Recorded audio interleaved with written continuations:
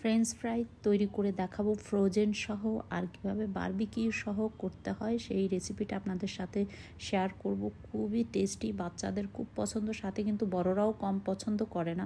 চলুন তাহলে উপকরণে চলে যায়। এখানে আমি আলু নিয়েছি, ছিলে এভাবে কেটে নিয়েছি, পানিতে ভিজিয়ে রেখেছিলাম আমি প্রায় 10 মিনিটের মতন। এখন আমি ভালো করে ধুয়ে তারপরে কিন্তু পরিষ্কার পানি নিয়েছি। এদিকে আমি একটা পাতিলে পানি গরম করতে দিয়েছি, লবণ দিয়ে দিলাম।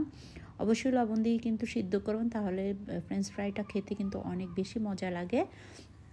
তারপরে আমি চুলার মধ্যে দিয়ে, বলক আসার কোনো দরকার নেই, এইভাবে মধ্যে 2 থেকে 3 মিনিট ঘড়ি ধরে 3 মিনিট আপনারা এটা রান্না করবেন। কালারটা যেন এরকম চেঞ্জ হয়ে আসে, তখনই কিন্তু একটা ঝুড়ির মধ্যে এভাবে নিয়ে ফেলবেন।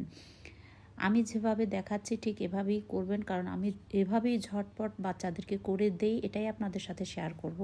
তারপর পানি ঝরিয়ে আমি কিন্তু ঠান্ডা করে নিয়েছি। তারপরে আমি কর্নফ্লাওয়ার দিয়েছি 3 টেবিল চামচ দিয়ে, এখন কিন্তু এটাকে জাস্ট আলতো হাতে এভাবে করে লাগিয়ে নেবেন। আর যদি মনে হয় যে বেশি শুকনা, পানি নাই আলুর গায়ে, সেক্ষেত্রে কিন্তু একটু পানি ছিটিয়ে এভাবে দিবেন, দিয়ে আবার একটু নাড়াচাড়া করবেন, দেখবেন যে এটা একদম গায়ে লেগে গেছে।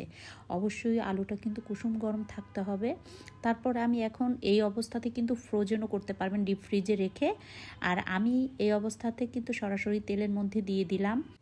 এই কর্নফ্লাওয়ার তেলের মধ্যে দিয়ে হালকা ভাজা দিয়ে কিন্তু 2-3 মিনিটের মতন উঠিয়ে নেবেন।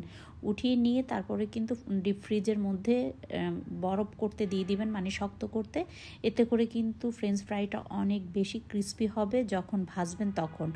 আর আমি কিছু ইনস্ট্যান্ট কীভাবে বানাতে হয় সেটাও আমি দেখিয়ে দিচ্ছি। এই যে দেখেন, যখন এরকম ভাজতে ভাজতে ফ্রেঞ্চ ফ্রাইগুলো দেখবেন যে মানে উপরে ভেসে এসেছে, তখনই বুঝবেন যে ফ্রেঞ্চ ফ্রাইটা হয়ে গেছে। আমার কিন্তু হয়ে গেছে, আমি অনেকগুলো ভেজে নিয়েছি। এখন আমি বারবিকিউ কিভাবে করে এই সসটা আমি তৈরি করে দেখাচ্ছি।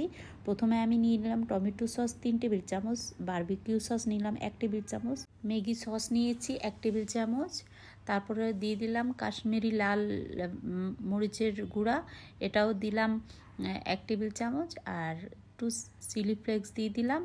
দিয়ে তারপর ভালো করে কিন্তু এটাকে আমি মেখে নিয়েছি, এই যে দেখেন। তারপরে এখন আমি এদিকে একটা প্যানের মধ্যে সরিষার তেল দিয়ে একটু রসুন দিয়ে দিলাম, দিয়ে একটু ব্রাউন কালার হয়ে আসলে একটু তেল দিয়ে দিলাম, এই যে দিয়ে সাদা তেল দিয়ে তারপরে কিন্তু আমি সসটা এখানে দিয়ে দিব। এখন রান্না করে নিব।